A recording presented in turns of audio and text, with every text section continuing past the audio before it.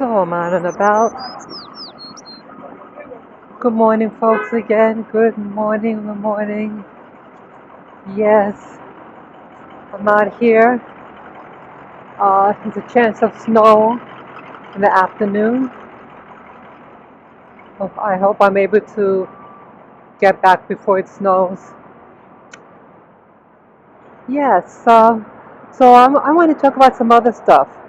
I'm going to call this video the body cam walk.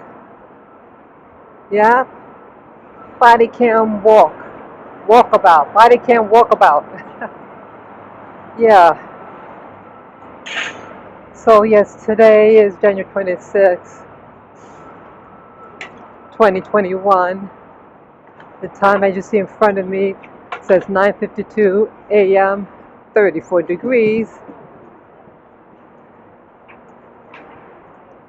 Sometimes in New York, uh, it may feel colder than it really is because of the dampness in the air, and it can just make you feel like it's going in your bones.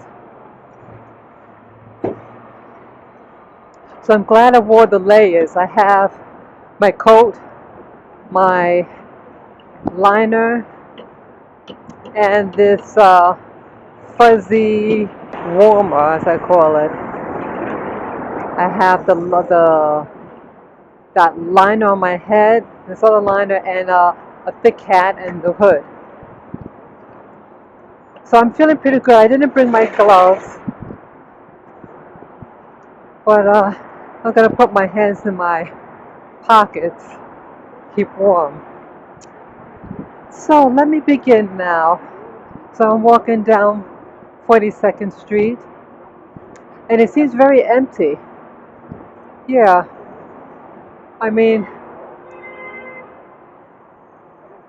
it should be doing more,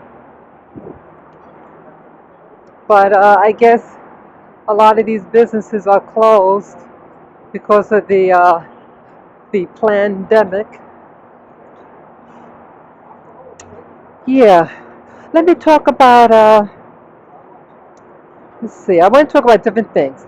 I want to talk about the incident with the National Guardsmen, and then I'm going to talk about sorrel, the drink, and the plant. And I want to talk about language and meeting different people.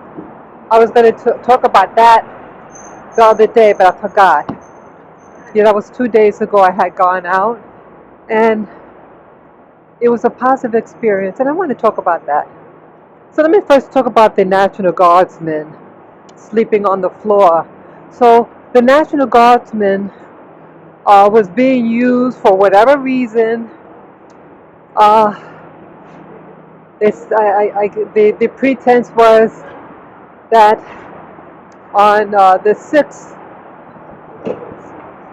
was that January 6th? Was it January? I forget what day now. Was it January? Yeah, I think it was January 6th. Trump was going to do a speech in D.C. and it started out very peaceful, and then you had a handful of people. Now, it could have been over 2 million people. They said between 500,000 to 2 million people that were there in D.C.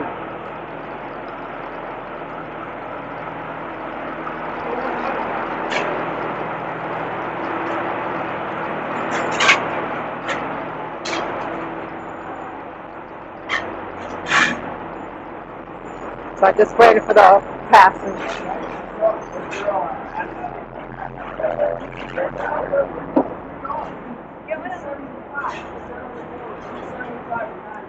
Okay, so the pretense was, oh, they might try to riot the inauguration, but that wasn't the case. So they sent out all these National Guardsmen for protection, and they said out of that whole day inauguration there were 3 arrests. Now, even with the incident that happened at the rally, there was only one death uh, by a cop shooting one of the people who was barging into the Capitol. She foolishly entered, and I even have skepticism with that because one of the people that were there that was being interviewed was there at the time the lady got shot. Now there's a video of her and a gun, and the lady shot, fell back, and the guy would say all this that when she hit on the ground, when she fell on the ground, on top of the guy, and when the guy went to try to help her, she was still conscious and saying, "I'm okay, I'm okay," really out of it, and then blood started gushing everywhere. Now I saw the video, and you don't see any blood because they said it came out from her nose and mouth and neck, and you didn't see a damn thing. So I'm wondering whether if that was an act. But that gun did have sparks. They had a close-up of the gun being shot, and it did have sparks coming out of it. So I don't know. But if she is, that it's sad that because she was someone that was pro-America, and she got hyped up with all the we call QAnon, or something like that. And she really thought she was doing a good thing, and her intention was not to, she didn't have any weapon, and she climbed into the window. That was sad. I feel sorry for her, but the police had the right to shoot. Someone breaking it was a break-in entry, right? And so you better protect your place. They don't know who the other person is. There's a whole bunch of people. But it was sad though. But either way, because of that, allegedly, the National Guardsmen were brought in and to stay there at the inauguration. But what was discovered, this is what I want to talk about now, really. What was really discovered about this was that the National Guardsmen, I think they had to stay there in D.C. for like 20 days. And they had them, now no one knew about it, but these National Guardsmen had to sleep on the ground. Nothing, just in the a bare floor. And it's like, wow. So, so what's going on? And then it was, for what they said with 12 of them. Now get this. They said, they had 12 of them had a problematic background, and so for security purposes, we're going to remove them from working over there. And of those 12, 2 of them are really problematic because 2 of them were texting each other, or 2 of them were texting, and some of the things that they said was problematic and a security risk, and that their association with the far right organizations. So they even suggested that they be fired, those guys, kicked out of the military from the National Guard. Could you believe that? Now, my question is, how would they know that these 2 people are texting? And why would you care what, why would you even be looking? Were their devices hacked? Were the guardsmen or all people in the military, are their phones are being tapped by the government.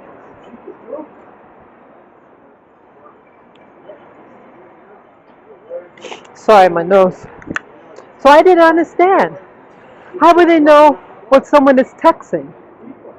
And I didn't know that those two were, they could have been texting to each other. I mean, this is National Guardsmen, they're under pressure, whatever, and people just venting. So here, uh, people's opinion is not being protected. That is not freedom of speech. Now, one thing, if someone says, I'm going to go out and take a weapon and do this to somebody, that's something else. But some people just expressing their opinion, but because it's not politically, you're on the political side that's not being promoted, so you're going to get rid of them. So I think it's, they want to get rid of other people so quickly, but here with Biden and his son, how can you keep those problematic people? Aren't they a security risk, people? Aren't they? Aren't they a political risk? You're doing and collecting money on the side and you lied about it. You have a right for business, but you're doing, it's very shady. And it is a security risk. And if it was Trump doing it, I mean, they're implying that Trump was doing what Biden was doing, Biden's son. So, with the National Guardsmen, so this went on, was that the 20th and the 21st or something? Word got out that these National Guardsmen had to sleep on a bare floor. And so Trump on the 22nd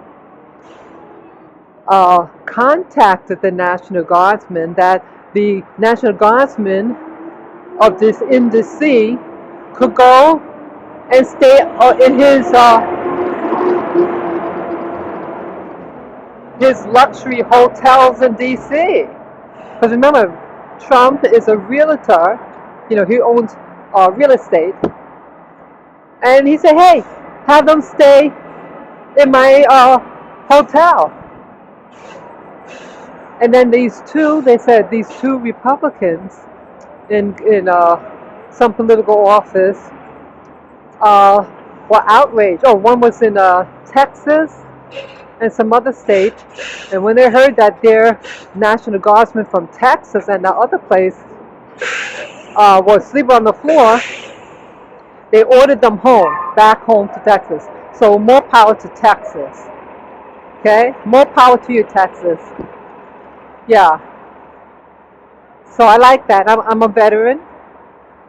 And what this is telling me, you should, when you have your people out there on the front, you got to make sure that they're safe and that they're comfortable. And why they didn't find out sooner, okay? So after the inauguration, I mean, why would they do that? So I thought that was interesting. So I mentioned stuff because I liked that Trump offered them to stay at a hotel.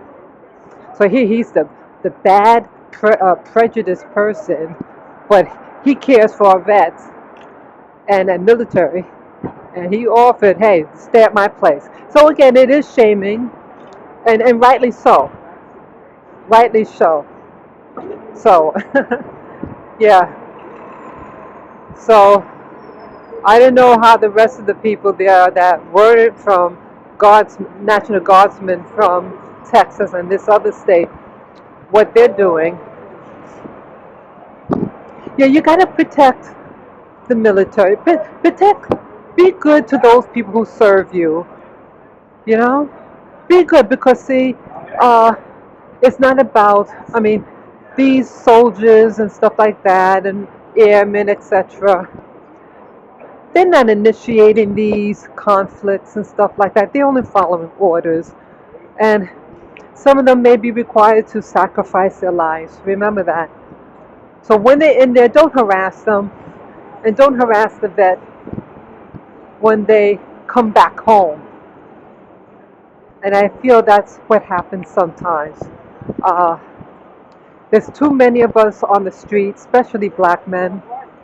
The black women that they do a little better than the black men. They're given more job opportunities than the black men. And so it saddens me. And I did write the president a couple of years, 2 years ago, 2 or 3 years ago, about the state of the vet, what's happening to us. And I gave a possible solution to try to remedy the problem.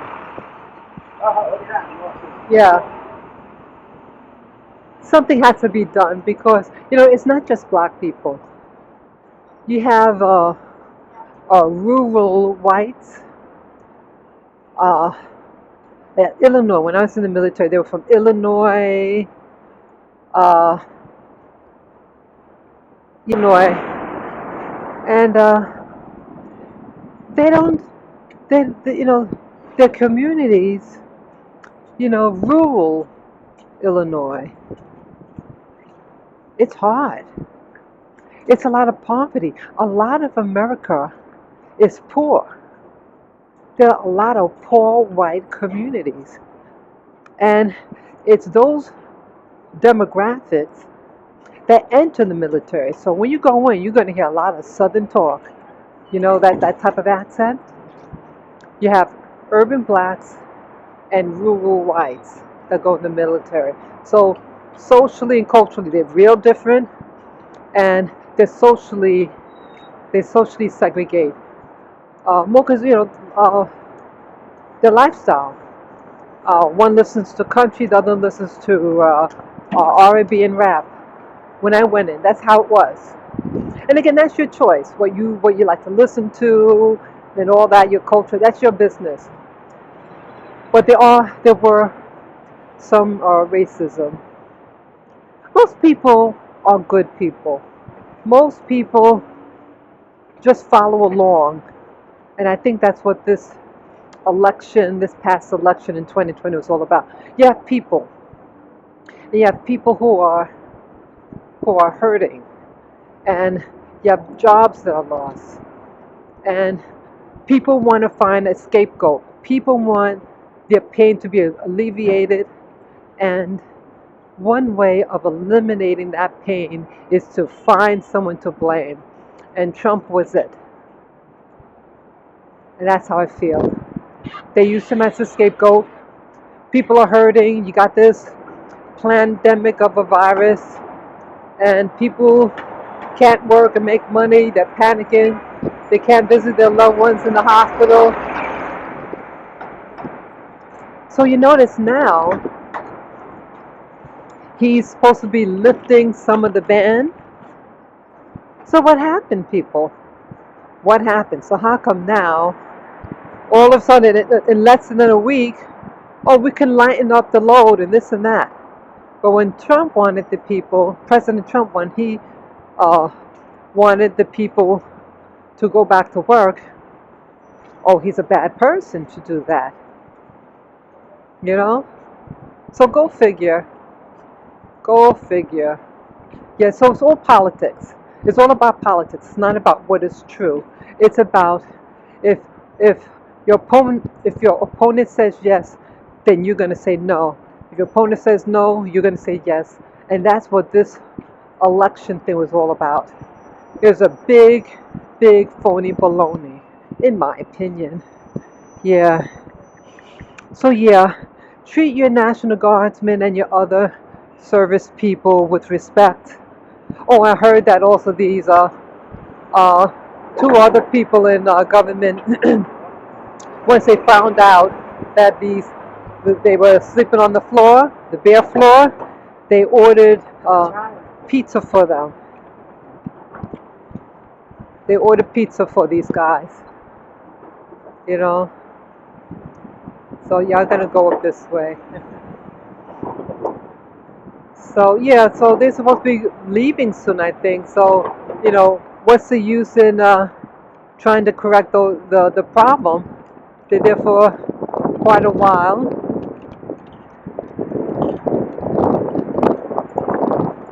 So now they're feeling shame, and they should be ashamed doing that.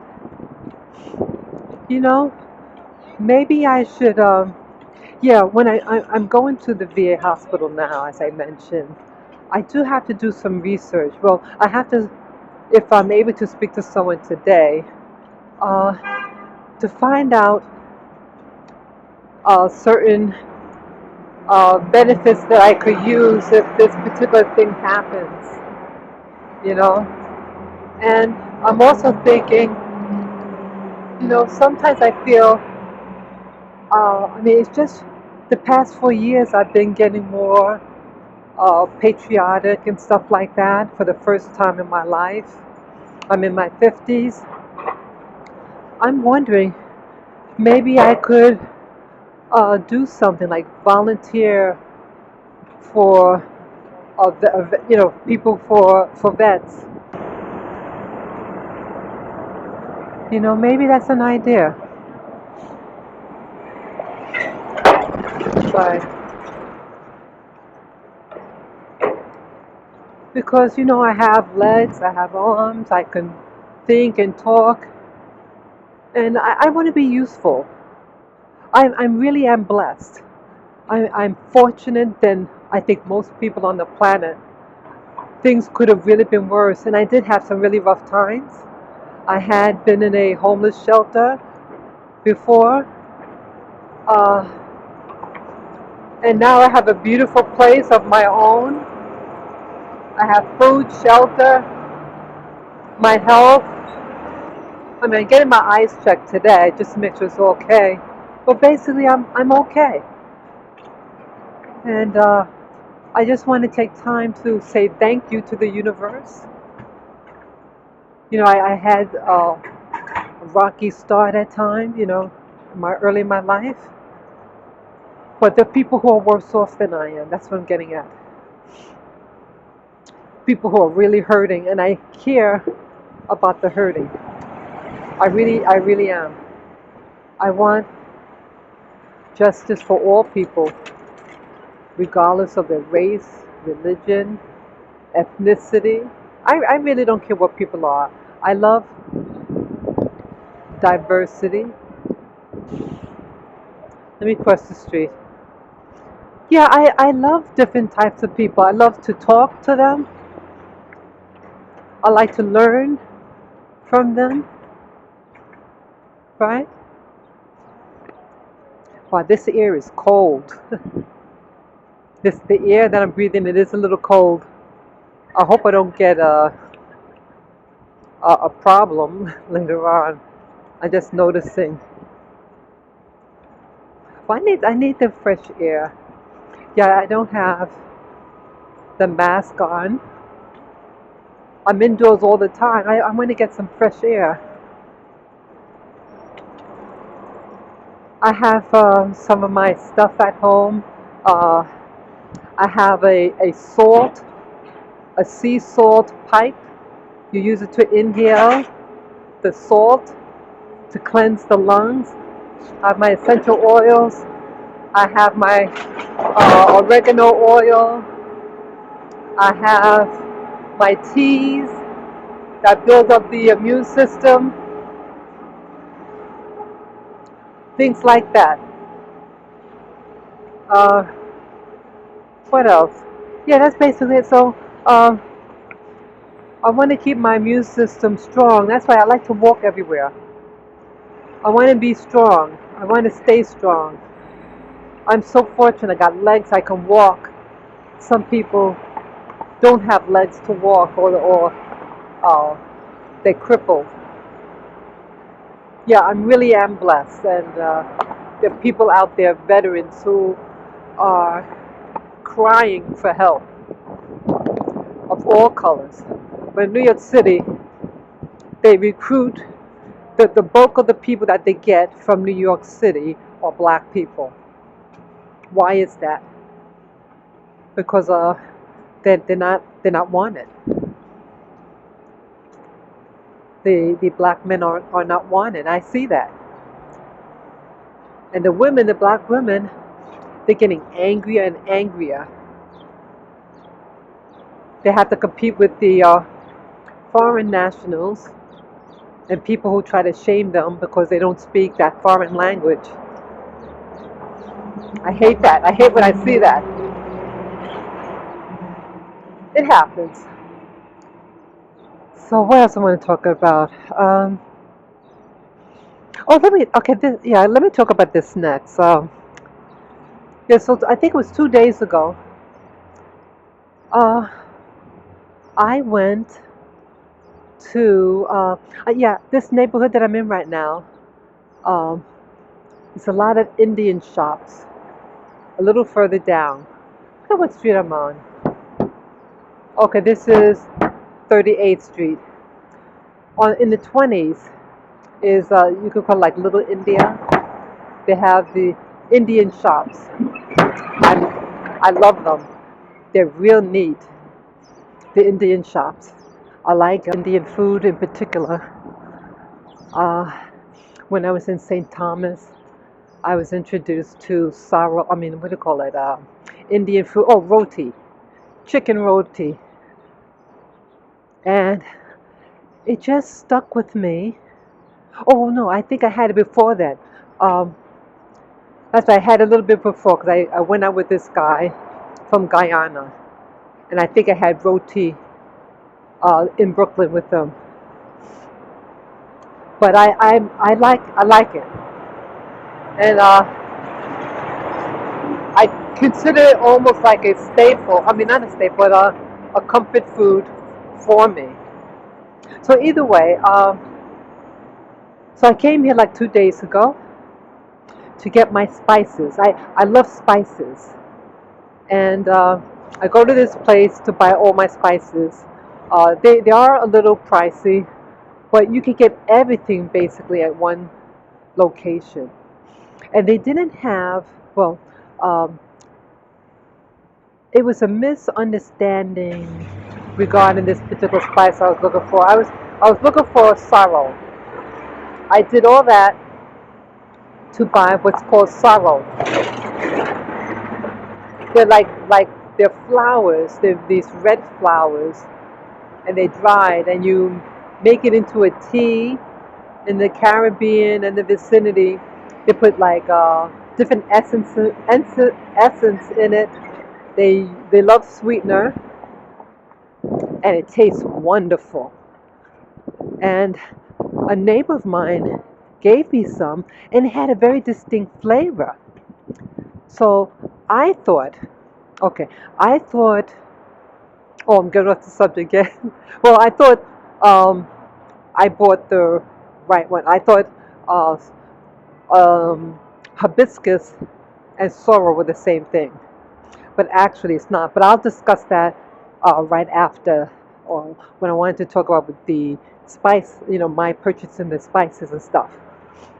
So um, I went to that the spice place, and I bought teas, and I was looking for the sorrel, and I saw a bag that said sorrel, and right next to it also had hibiscus. And they have like the sub name, like the scientific name for the plant, and they both had the same scientific name. So I was confused because I checked on the internet to find out about sorrel and hibiscus, and they said it's two separate things. They're not the same thing. And so, if they're not the same thing, how could one say sorrel and the other one say hibiscus, and then they have the scientific name, and they were both identical? So I got confused. So I said, well, uh, So I asked the one of the store people there, like one of the managers, and he couldn't tell me the answer.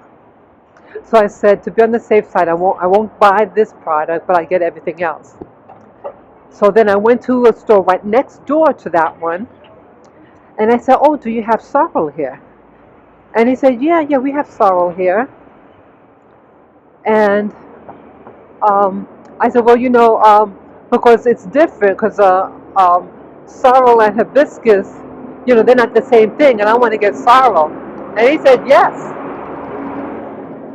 that that that is correct. That sorrel is different than hibiscus, and that he had sorrel. He knows sorrel." I said, "Oh, great." So he was going to get it back for me. So as we were waiting, the guys in this store, the people who worked there, they were from Bangladesh. And I actually used to have a friend, a classmate of mine from Bangladesh. Bangladesh is a mostly Muslim country. It's all a part of India, and after the war, the that they created new states for Muslim people. But so as I was talking to the guys, they were really friendly. That's what I want to talk about. The guys were really, really friendly. And at one point they said, "Oh, you look Indian, Indian. You Indian?" So I said, "No, I'm afraid not Indian." They said, "Oh, I love your ring. Like I have a nose ring." Oh, and they really found it fascinating that I had the nose ring on. And then they said, like, they have a heavy accent from Bangladesh. And they said, Kamala Harris, come on. And I couldn't understand what they're saying. And then I heard the Harris part. I said, "Oh, yeah, Kamala, you look like Kamala Harris." And they would say, "Oh, you're so pretty." And it was funny. And they just rambling on. And then they were asking me if I was married. And uh, it's funny. Um, they wanted to give me stuff. Um, oh, you should try this. I said, "Oh, that's okay," because they wanted to give me some sweets. I said, "Oh, that's okay, that's okay." But they were like friendly, like what really, like interested in me as a person. Not like they're trying to hustle me. And then one of them, the same one, like he takes a date, those like the fruit court dates, and he hands me one, and he like bowed to me. And he's always so sweet. It's no sugar, just sweet. It's just. So I think what he's trying to say is that they didn't like process it, and some dried fruit they dunk it in sugar, but that they didn't. And I did eat it there, but he wrapped it up and handed it to me, and they were just talking. They were just really friendly, and they saw my body cam, and I explained to them what it was. I didn't want to hide it. I had it right, on my body. I said, "Yeah, I got a tap on 8th Avenue." Oh, you're a smart lady. You're a smart lady. Yeah, it was just so funny. So yeah, you should. And then I had my big shopping cart, the new one that I just bought, the black one. He said, "Oh, you're a smart shopper. Oh, you got a this shopping cart. Oh, you're a smart lady." It was like they were just mesmerized by me, and I was just dressed regular. I had on my face shield, and they were just so friendly. I mean, super friendly, and it felt good. It felt very, very good. And what is the other thing now? Well, something else that they were saying. But in a nutshell, that they made me feel like I belonged. They gave me, here, these are foreigners. The guy just came to the US a year ago, in the beginning of COVID. And here, this person gave me respect and just wanted to please me. And I even asked, I said, "Oh, how do you say thank you in your language?" And you know, and he was explaining. So I was trying to repeat what he was saying, and they were laughing. And then he was saying, "Oh, and because they being a Muslim country, they also know Arabic. So they're saying like in Arabic, which I knew, chokla, something like that. And it was so good. I felt like there was a connection, you know. It was a strong connection from heart to heart, soul to soul. For it didn't happen for a long time, but I felt like I connected with them. They just totally identified with me as a person. And again, even after telling them, no, I'm not. Yeah, because they asked me, where you from? Because they thought I might have been. Oh, because they're looking at me. That's what they were staring. Because they're saying that I looked like Kamala Harris, the person that was elected as Vice President of the United States. And they were just excited, and um, it felt good. It felt good. Um, I wish that people from my own community treated me with the same type of respect. And it's something that you have to sometimes go outside of your own to get the respect, the recognition. I mean, I feel like I could have said anything, and that they just uh, was just so mesmerized, and they were just, it was just so beautiful. I got the item. Yeah, I bought the items. I bought 2 bagfuls of the sorrel, and I didn't realize it was going to be as expensive. They're 1 pound bags of sorrel, and I bought two. Uh, it was so positive, people. I walked out of there feeling so confident, so on top of the world. And even when I walked home and was eating my dinner, I still felt I was on cloud nine. I was the king of the world, man. The king of the world, I felt. That here, a foreign to them, I'm not from their country, uh, and I felt that they just treated me with such respect. And see, I think this is what life is all about. Of when you meet someone from another country, whatever, it's nice to connect.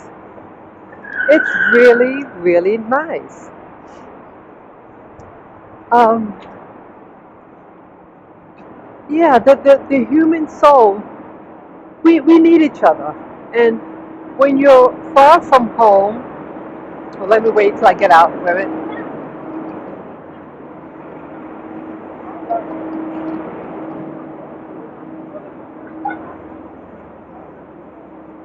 I just wanted to wait until I pass there. Yeah, so what I was going to say is when, oh, what's the guy? I'm sorry, I forgot what I was going to say. Um,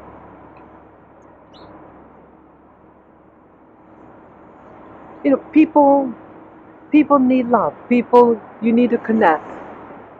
And when I left there and got home, I was thinking, this is what it's all about. I don't want to be a hater. I um, I felt so empowered and so confident. Such uplift. I should say uplifted by these 2 men that were there. I wanted to learn foreign language. Like we met a couple of videos ago, last month. That would be December 2020. I uh, I was under I was under stress about the racial climate in America and how I dislike the things that are going on. And I was thinking maybe to learn the foreign languages here.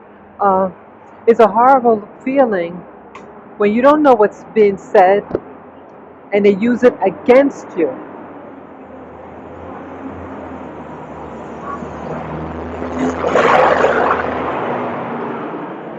Now, I'm a type of person that, oh, well, that's the store where they got the, oh, wow, right next to me, Spice Corner. I think that's the place where I got the sorrel. Yeah, because the store that I went in didn't have, he had to go outside and get it. And I think that was the name that was on the bag. I could be wrong, but either way, it's in this area. This block here is where I went in.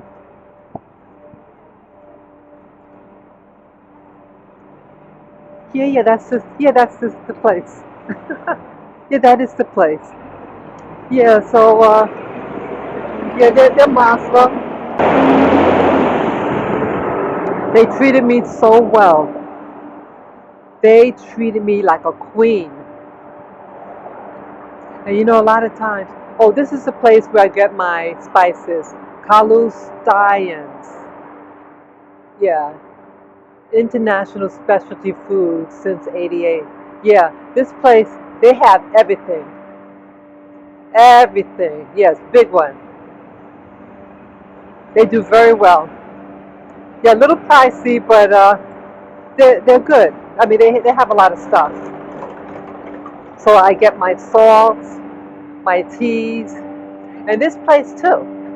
This place is called Curry in a Hurry, and I ate there also. Yeah, after I got the spices, I went to get dinner, and I brought it home. Yeah, so I felt inspired again. I know I'm a very emotional person. I lead with my emotions a lot of times. Like when my heart gets kindled, it inspires me, and I feel like that I want to do certain things. So I was thinking about learning a foreign language. Uh, and I did talk about that before. Yes, I did. I wanted to. I thought for women, it's a lot of noise, women.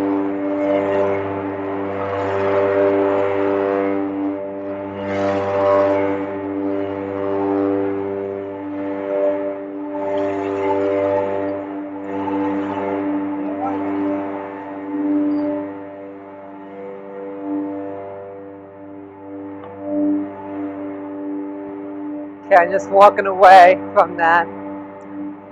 Yeah, that's right. Last month I was under distress and thinking, hey, what could I do? Yeah, I did that. I did speak about it in one of my videos. What could I do to cope, to try to promote a bridge amongst people, myself and other people? I've always been around uh, people and places that are from other countries, or they can even be born here, but they speak a foreign language. And yes, I did for a job attempt to, but not attempt, I went to take a foreign language, and I got offended. I explained about that. Uh, yeah, It was a big mishap that was put upon me and my teacher. And I felt that the teacher, here I'm paying over $2,000 for your service, but she's getting angry at me because they gave both of us two different schedules for our class session, and she thought I skipped town. Why would I skip town? I'm paying for the damn thing. It's not welfare. And and she was a black woman, and see, she was a black woman from Colombia, and there was no love there for you to have a student, and the student didn't come up. It was right after the holidays. Hey, maybe you call them up. Hey, are you okay? But there was no love, and she started yelling at me. Yeah, I left that school quickly, and I got my money back. I had to pay for the books though. I couldn't return that. They said you had to pay for those books though. That's okay. So it put a damper on my interest of learning a foreign language. But I think like a year ago, 1 year ago, I had purchased this movie called Limitless. That is my movie, boy. In the movie Limitless, at the end of the movie, uh, the protagonist in the movie, uh, he was able to improve his mind and his learning abilities because of this pill. And he no longer needed that pill to improve, to learn things. And he learned a Chinese language. And I had called up a place to find out what the name of the language was, and they said it was Mandarin. And so you have a white guy in a Chinese place speaking Chinese. And the white American girlfriend, is looking astonished because he didn't know it. I mean, she didn't know that he spoke it. And so he looks at her back and says, "Oh, what's up?" Like, why you look at me so surprised? Because I spoke in Mandarin. And then the movie ended. I loved that movie. It gave me a lot of hope. And I said, wow, I want to learn a foreign language. And they even have a guy here in New York City who goes to ethnic neighborhoods like in Chinatown and Korea, Little Korea, and he'll speak their native tongue. And he videotapes the interaction of the people. I think this is the street. Yeah, I think this is 23rd Street. But either way, yeah, even that video, that person's channel, he has over 3 million subscribers. And some of his videos have over 24 million views. You heard me right. 24 million views, some of them, and even more. So it's not just me that finds it fascinating to see a white fellow, a dumb-looking white fellow, to speak an Asian language, and yet he built himself up. I mean, not built himself. He presents himself as a stereotype, dumb white boy type, and then he springs it on the people that it speaks their language. So it gets them, in a surprise state, and that's why he became so successful, because it's not expected him to speak perfect Mandarin or Cantonese, And I'm new to that person's channel. I might have seen him for the channel maybe 2 weeks ago for the first time. Yeah, it was this year. this year I found him on YouTube, and I was so excited, so excited, and it inspired me. I said I'm going to even subscribe to his channel to motivate me. Okay, that's time 10:41 a.m.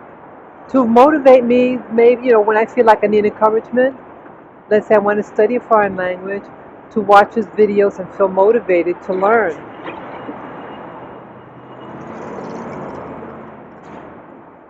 Yeah, I loved it. And the another truth in all this, the more knowledge you have, the more empowered you become. So a lot of times people start to feel defensive because they don't know what's being said next to them, and they fear that the person might be making fun of them. We all know that happens. And I explained that also when I lived in the West Indies. And you have a Creole or patois that's spoken in the U.S. Virgin Islands. And they didn't like, there was a lot of bigotry against black people from the mainland. Yeah, they have a hate. You even have black people, black Americans, that go there and they pretend that they're not from the United States. And they'll say they're from Africa or something like that. Yep. Just to distance themselves from being perceived of being from the United States of America, even though the U.S. Virgin Islands is it's a territory of the United States of America. So shame on those people who do that. But overall, people who serve in the military from the U.S. Virgin Islands, they perform very well. They perform very well. You have the the ignorant people, the people who aren't educated in the college system, uh, more of the peasant class. They're the ones that tend to be xenophobic. But the people who go to college, who of course in college you meet people from all over the world. That's what I mean. They tend to be more accepting. So, um, so it's really interesting. I want to get more motivated, and I think it'll be a nice journey, learning a language, and just try to help overcome my fears and um, anxiety about what I perceive that New York is going to be um, handed over to a particular person, a particular group, and no English is going to be spoken. So I don't like that. But if I know the language, it's not going to intimidate me the same way. But we'll see. We'll see, though, what I'll do. So the last thing I want to talk about, because I'm almost at my destination, is with the sorrel. Sorrel, the plant that you make the tea from. Yeah, so I already mentioned earlier that I went to that Indian store to get the spices and the tea, and I had to go to another place to get it. Well, it turns out that, see, what the guy in the second place didn't tell me. He was accurate like I was, that sorrel and hibiscus are two separate plants, and so they wouldn't have the same scientific name. What was not made known to me then, what I did not know was that, yes, there is a plant called sorrel. And in the West Indies, they call the plant, the hibiscus, sorrel. What they use to make the drink called sorrel is the hibiscus plant, the flower portion. And the actual sorrel plant, there is a plant that is called sorrel, but they don't use the flowers from that plant. It's a totally different plant. but they don't get the flowers from that plant. So isn't it something? There's something called sorrel, but they don't use the flowers from that plant. But they call the hibiscus plant, the flowers from it, sorrel.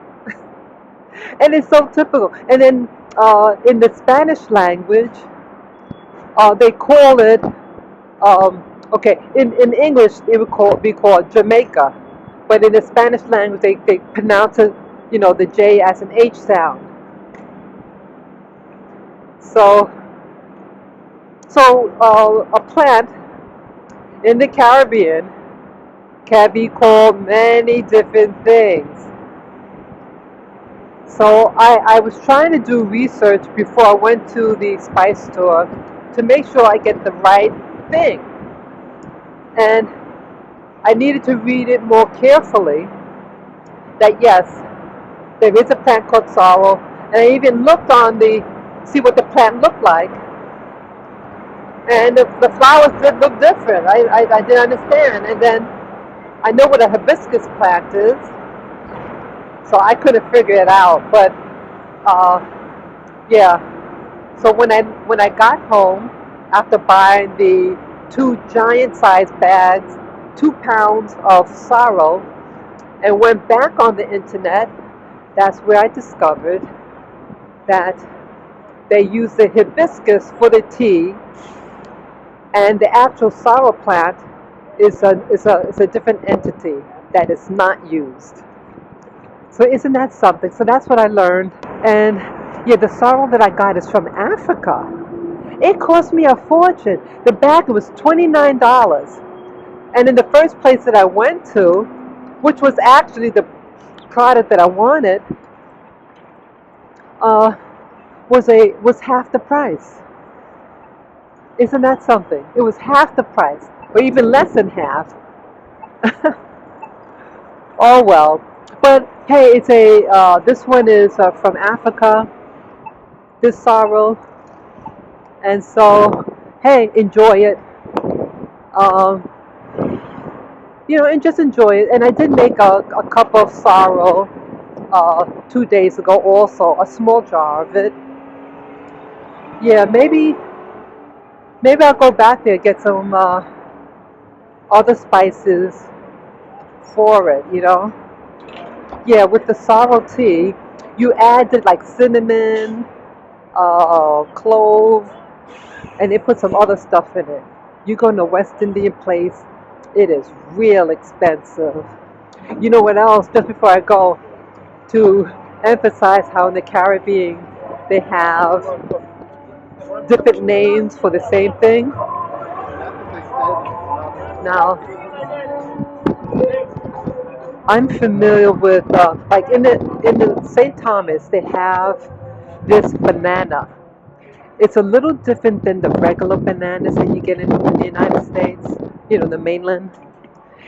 They call the banana that I like, it's a little shorter and it's plump looking than the regular bananas that you're accustomed to in the United States.